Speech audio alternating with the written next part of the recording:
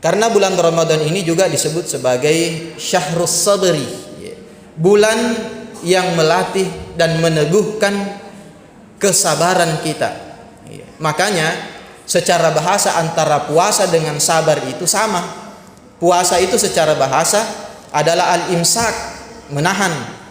Sabar juga secara bahasa al-imsak juga, menahan juga. Lengkapnya al-imsaku fi dhaiqin, menahan dari apa yang menimpa kita, dari kesulitan-kesulitan yang menimpa kita. Makanya pahalanya juga mirip-mirip antara puasa dengan sabar. Kalau puasa itu kan di dalam hadis Allah mengatakan fa innahu li wa ana ajzi bih.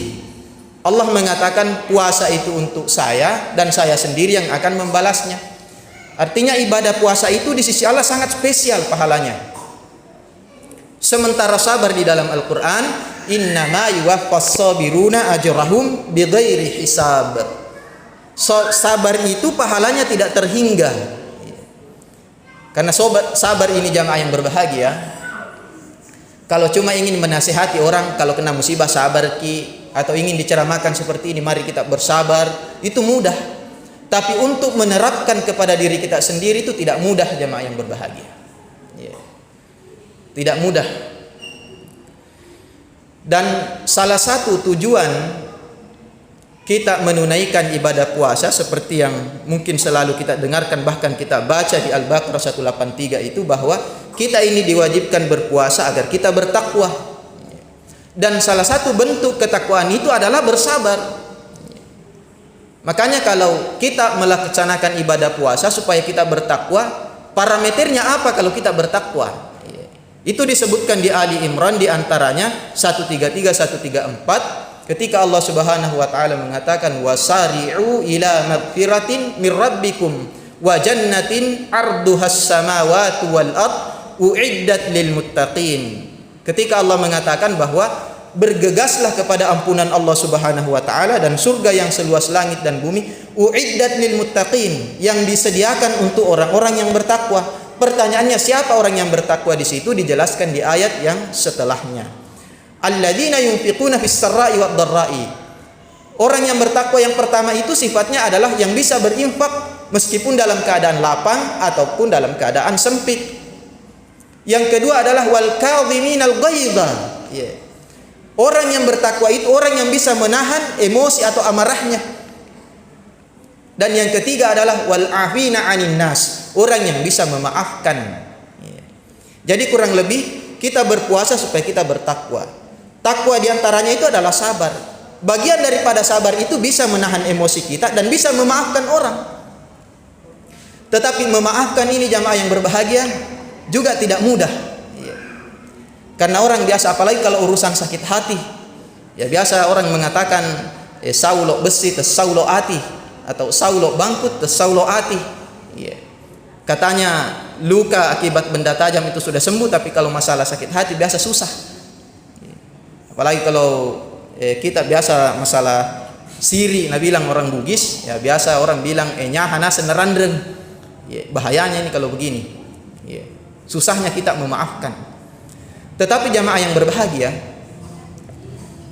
Nabi kita Muhammad sallallahu alaihi wasallam sendiri itu di dalam salah satu hadis dikatakan la yajzi bisayyiati as-sayyi'atah. Nabi itu tidak membalas keburukan terhadap keburukan yang dilakukan orang kepadanya. Walakin ya'fu, akan tetapi Nabi itu memaafkan, wa yasfahu, dan Nabi menghapus kesalahan-kesalahan yang dilakukan orang kepadanya. Terbukti jamaah yang berbahagia pada saat penaklukan kota Makkah. Kita bisa bayangkan Nabi waktu tinggal di Makkah itu disiksa oleh orang-orang kafir. Jangankan dia, keluarganya, siapapun yang ingin menjadi pengikutnya akan disiksa di Makkah, akan terancam nyawanya pada saat tinggal di kota Makkah. Tetapi setelah Nabi hijrah dan memiliki kekuatan baru di Madinah, ada sekitar 10.000 tentara masuk ke Makkah dan menguasai, menaklukkan orang-orang kafir yang pernah menyiksanya di sana. Ini kalau kita mungkin, ini kesempatan menghabisi orang-orang yang dahulu menyiksa saya. Tetapi jamaah yang berbahagia, di hari penaklukan itu Nabi berpidato. Di pidato pertama, karena di hari kedua juga Nabi berpidato. Di pidato pertama Nabi mengatakan, saya akan di hadapan orang-orang kafir Quraisy ini, saya akan mengucapkan kepada kalian apa yang dahulu pernah diucapkan Yusuf kepada saudara-saudaranya. Karena Nabi Yusuf ini jamaah yang berbahagia adalah juga contoh bagaimana kebesaran jiwa seseorang memaafkan. Karena Yusuf juga dulu itu disingkirkan dari keluarganya melalui persekongkolan saudara-saudaranya. Dimasukkanlah ke dalam sumur, dipungutlah, diperjualbelikanlah sebagai budak, dapat godaan dari wanita, kemudian dipenjara dan sebagainya, tetapi pada akhirnya menjadi pejabat. Dan ketika menjadi salah satu pejabat penting di Mesir, terjadi paceklik, saudara-saudaranya dahulu yang pernah mencelakakannya itu datang kepadanya meminta bantuan. Kalau kita mungkin, ini nih, memang ini nih dulu yang menyiksa saya. Tetapi jamaah yang berbahagia, Yusuf memaafkan saudara-saudaranya.